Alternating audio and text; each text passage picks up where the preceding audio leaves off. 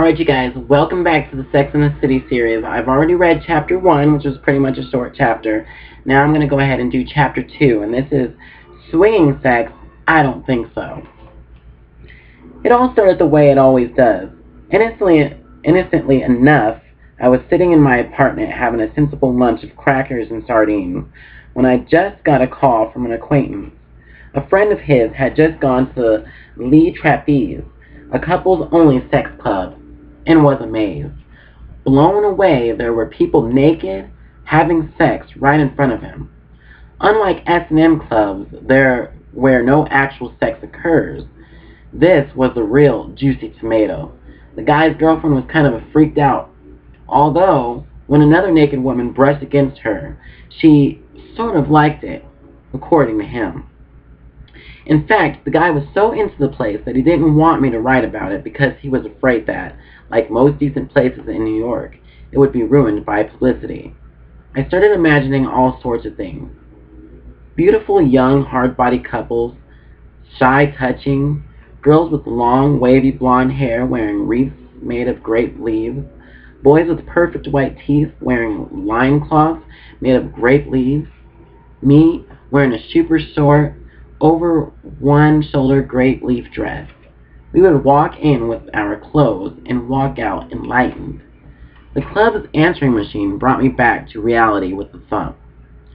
At Lee Trapeze, there are no strangers, only friends you haven't met yet, said a voice in determinate gender, which added that there was a juice bar and a hot-cold buffet, things I rarely associate with sex or nudity.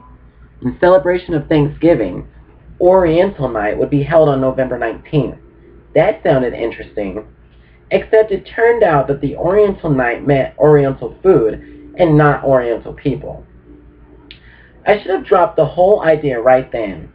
I shouldn't have listened to the scarily horny Sally Tisdale, who in her yippie porn book talked dirty to me and thrust about public group sex. This is a taboo in the truest sense of the word. If sex clubs did what they aim to do, then a falling away will happen.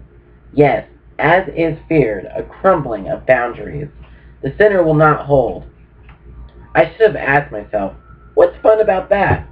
But I had to see for myself. And so, on a recent Wednesday night, my calendar listed 2 events. 9 p.m., dinner for the fashion designer Karl Lagerfeld. A Bowery bar, 11:30 p.m., La Trapeze Sex Club, East 27th Street. Messy women, knee socks. Everyone, it seems, likes to talk about sex, and the Karl Lagerfeld dinner, packed with glam models and expense-accounted fashion editors, was no exception. In fact, it got our end of the table worked up into a near frenzy.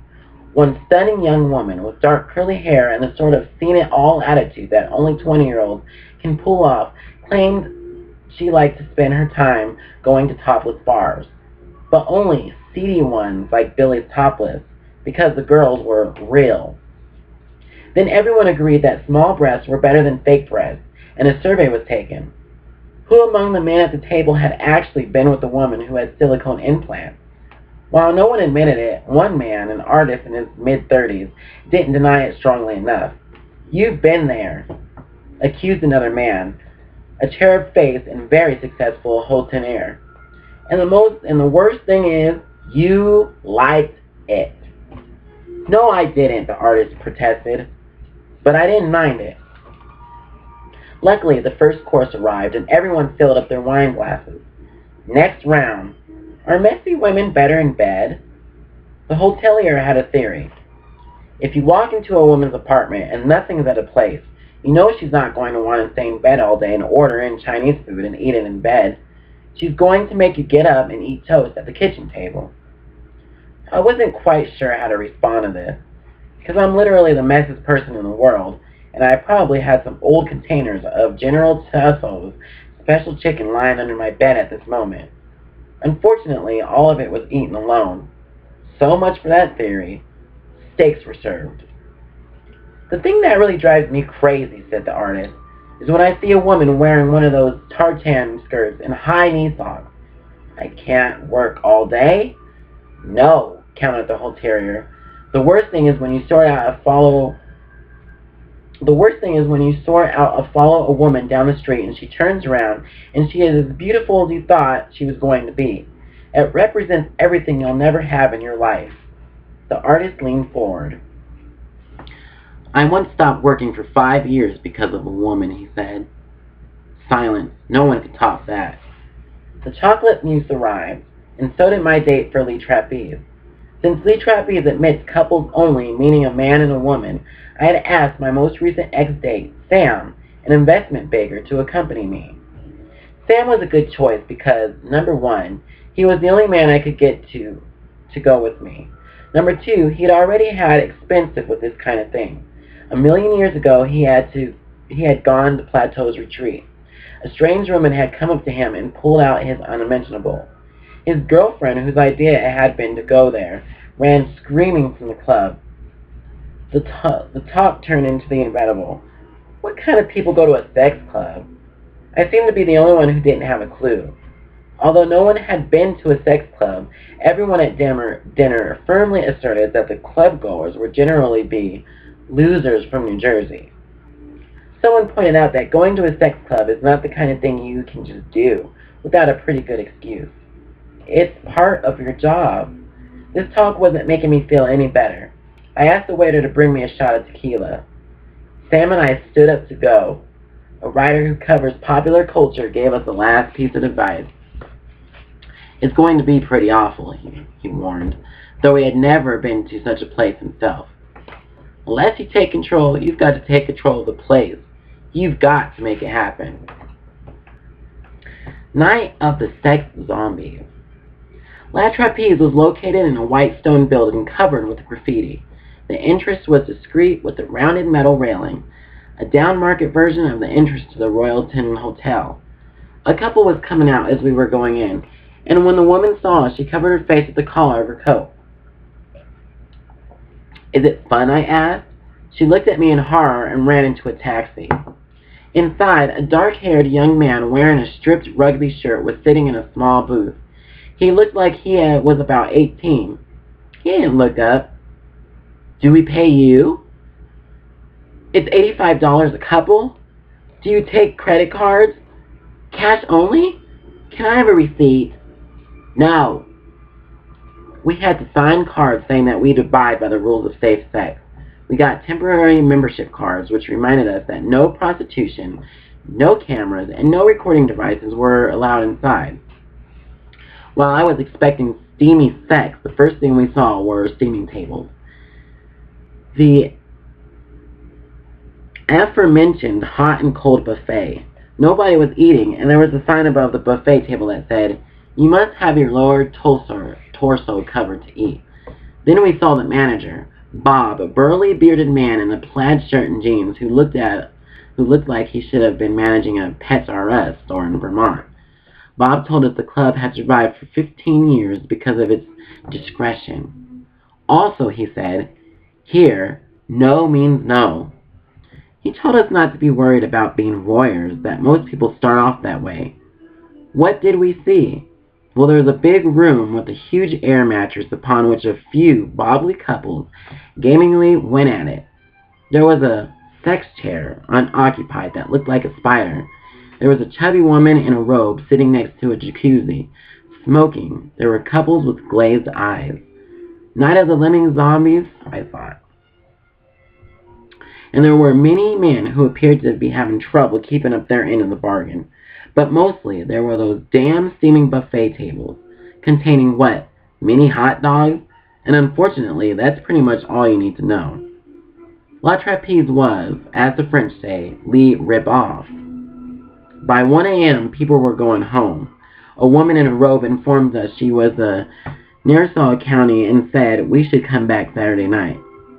Saturday night, the woman said, is a smorgasbord. I didn't ask if she was talking about the clientele. I was afraid she meant the buffet. Talking dirty at Mortier's. A couple of days later, I was at a ladies' lunch at Mortier's. Once again, the talk turned to sex and my experiences at the sex club. Didn't you love it? asked Charlotte, the English journalist. I'd love to go to a place like that. Didn't it turn you on, watching all those people having sex? Nope, I said, stuffing my mouth with a corn fritter topped with salmon eggs. Why not? You couldn't really see anything, I explained. And the men? That was the worst part, I said. Half of them looked like shrinks.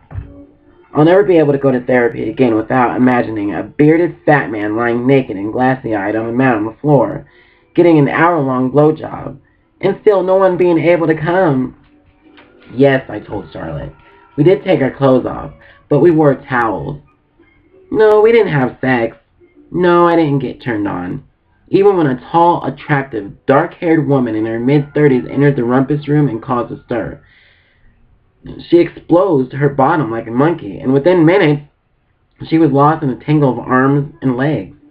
It should have been sexy, but all I could think about were those National Geographic nature films of mating buffoons. The truth is, exhibitionism and voyeurism are not mainstream events, and neither, for that matter, is S&M, despite what you may have recently read elsewhere. The problem, in the clubs anyway, always comes down to the people. They're the actresses who can never find work, the failed opera singers, painters and writers, the lower management men who will never get to the middle. People who, should they corner you in a bar, will keep you hostage with tales of their ex-spouses and their digestive troubles. They're the people who can't negotiate the system. They're on the fringes, sexually and in life. They're not necessarily the people with whom you want to share your intimate fantasies. Well, the people of La Trapeze weren't all pale, punchy sex zombies. Before we left the club, Sam and I ran into the attention-grabbing tall woman and her date in the locker room. The man had a clean-cut, all-American face and was talkative. He was from Manhattan, he said, and had recently started his own business. He and the woman had been colleagues, he said. As the woman slipped into a yellow business suit, the man smiled and said, She fulfilled her fantasy tonight. The woman glared at him and stalked out of the locker room. A few days later, Sam called and I screamed at him. Then he asked, hadn't the whole thing been my idea? Then he asked, hadn't I learned anything? And I said, yes, I had. I told him I had learned that when it comes to sex, there's no place like home. But then you knew that, didn't you? Didn't you, Sam? Alright, you guys, so that is already the end of chapter 2, and we're starting to meet or her friends, of course. Now we're starting to talk about Charlotte. So, it is getting a little bit more interesting. I think I'm going to read another chapter here tonight, so stay tuned for chapter 3, you guys. And I hope you're enjoying the Sex and the City series so far. There's a lot ahead. If need be, I'm going to try to show you guys actual clips from the TV series, but I don't know if YouTube's going to allow me to do that, but I guess we'll find out. I'll have to do it like in a little test run or something like that. Anyway, you guys, stay tuned to chapter 3. I'm enjoying reading this. Be sure to comment. Let me know what you think about the series so far. Be sure to comment and let me know your ideas, anything like that that can make the show funner. Just let me know, you guys. Alright. Holla back. Stay tuned to chapter 3.